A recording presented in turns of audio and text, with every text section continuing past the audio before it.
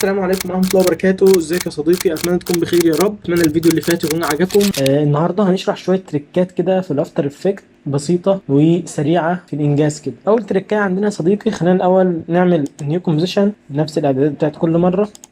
بعد كده هبدأ ادخل شوية صور على بعض كده.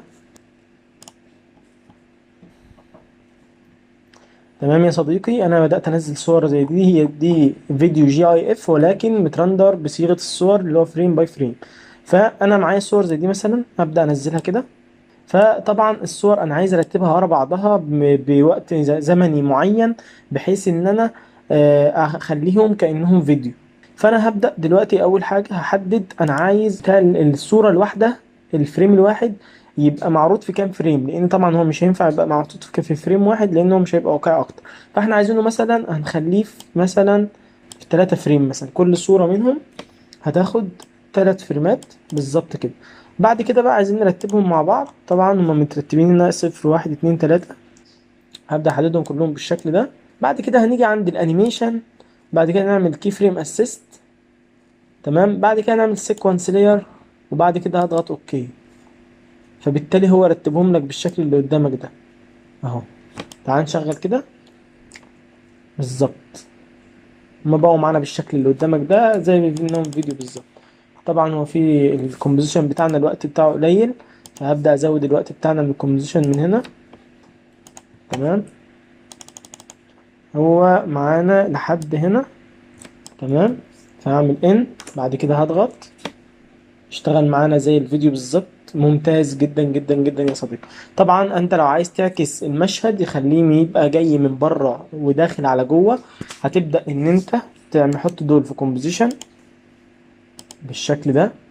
تبدأ تحطهم في كومبوزيشن بالشكل ده. بعد كده نعمل تايم، وبعد كده تايم ريفيرس. تمام، اللي هي تايم ريفيرس لاير، هيعكس لك اللاير بتاعتك، هتبقى معاك بالشكل ده.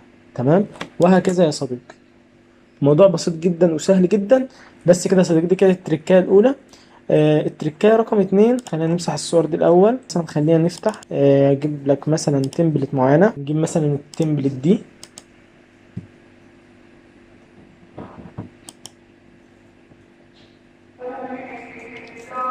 تمام يا صديقي، كده انا نزلت التمبلت. لو مثلا معانا تمبلت زي ده كده بالظبط زي بتاع الافتر افكت ده، عايز احط مكان الايكون بتاعت الافتر افكت، عايز احط الايكون بتاعت الانستريتور. فهبدا ان يا صديقي اول حاجه ان انا اجيب الايكون بتاعت الانستريتور وانزلها بالشكل اللي قدامنا ده كده. تمام، بعد كده يا صديقي ببدا افتح الكومبوزيشن. اللير بتاعت الافتر افكت هي دي اللير بتاعت الافتر افكت، فانا عايز ابدلها باللير مكانها بالظبط، اللير بتاعت الانستريتور، من غير ما امسحها وارجع اعمل نفس الحاجات تاني وكده.